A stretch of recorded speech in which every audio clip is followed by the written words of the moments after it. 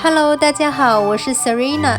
今天的 Vlog 记录的是我们去 Tamales Bay 实现生蚝自由的一天。距离旧金山1个小时车程的 Tamales Bay 有好几家生蚝场，那边的生态环境特别适合养殖生蚝。于是我们开车去了2家生蚝场，买了不少生蚝。2家的生蚝价格差不多，都在他们的黑板上写着。第一家生蚝场是当地的本土的生蚝场，他们并没有全国连锁的店。然后我们到的时候只剩下小号和最小号的生蚝了。不知道为什么这张纸上说只有最小号，但实际上他们也是有小号的。于是我们买了1袋超小号以及1打小号，也就是50个超小号生蚝以及12个小号生蚝。这家店只接受现金，不过他们有 ATM 机，所以如果你没有现金，可以在现场取钱。他们还出售开生蚝的工具、配生蚝的一些酱，还有柠檬。他们的白板上写着只有超小号和小号可以生吃，中号必须烧烤。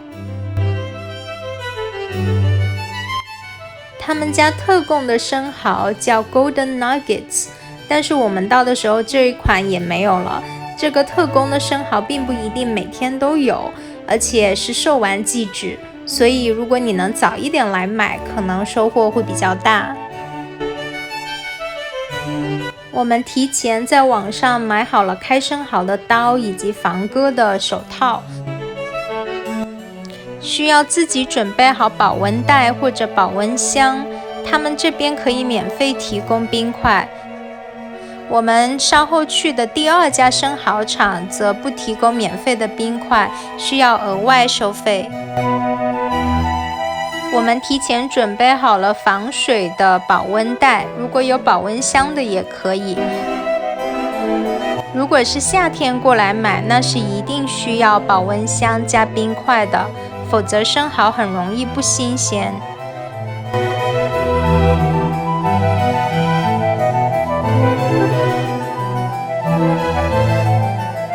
由于第1个生蚝场只剩下超小号和小号的生蚝，于是我们又来了附近的另一家生蚝场。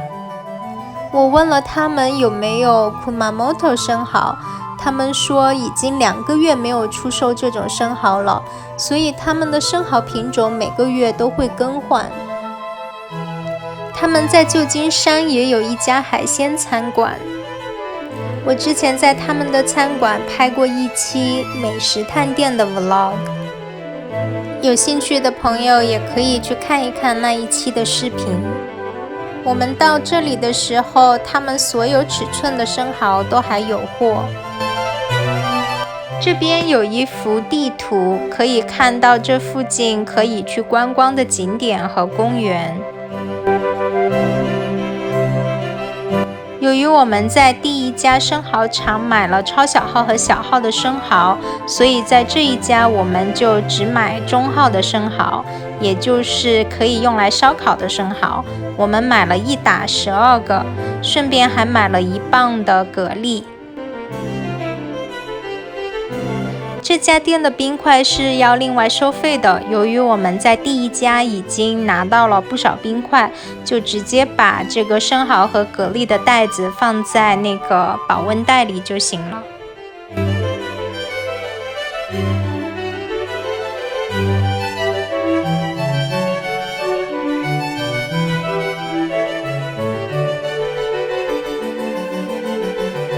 带上买好的生蚝和蛤蜊，我们就直接开车回家了。这个就是第1家生蚝场买的，一整袋的。This one's small or extra small? The big bag is extra small. The smaller bag is small. Okay. 所以这个是一整袋的 extra small 的生蚝，就是超小号的生蚝。那么超小号的生蚝是特别鲜美，特别适合生吃，直接吃的。这个就是属于那个小号 small， 小号的一打 one dozen， 也就是12个。One dozen is 12, right？ 所以一打就是12个，就是12个小号。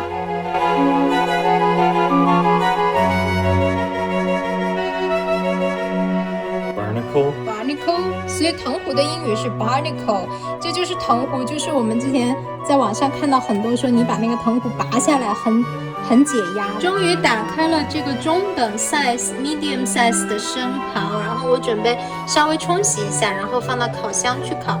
这2个生蚝居然粘在一起了 ，They stuck together so hard to separate them。刚才我老公把这个生蚝都打开，这个是 medium 的生蚝，打开以后我用水冲了一下，所以基本上就冲的还比较干净。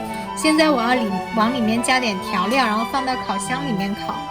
我要在生蚝里面加一些这个辣椒面，特别的香。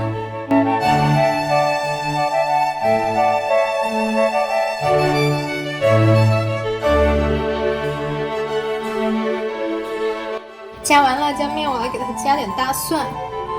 我的刀工比较一般，就没有把大蒜切得很漂亮。刀工好的朋友可以切漂亮一些。我虽然买了捣蒜器，但是我买的那个捣蒜器不太好用。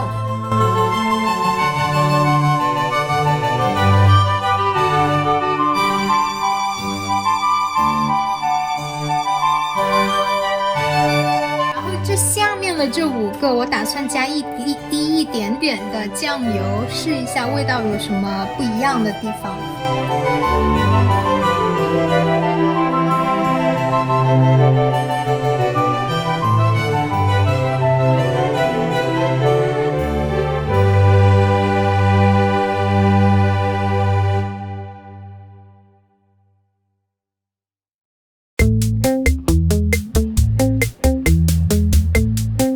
烤箱烤的生蚝好香啊！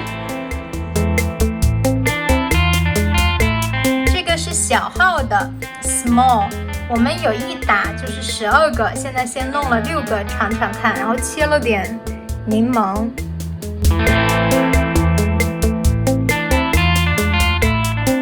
我们发现柠檬和生蚝真的是绝配。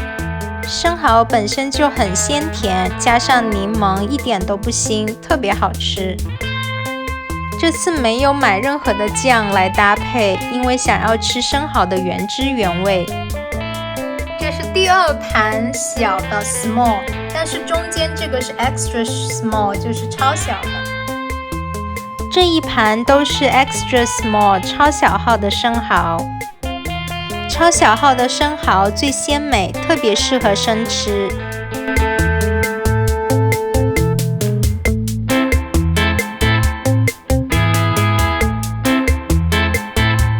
开生蚝也是个技术活，如果你第一次开生蚝，刚开始可能要花一点的时间去探索、练习，找到诀窍。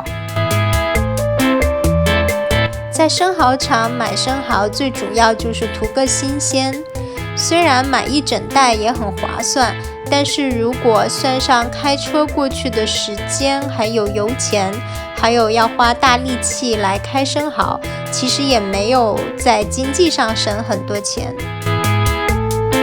但如果你喜欢吃生蚝，想买到最新鲜的生蚝，并且体验一下自己开生蚝的乐趣，那么去 Tamales Bay 买一些生蚝也是个不错的选择。感谢您的收看，我们下期视频再见。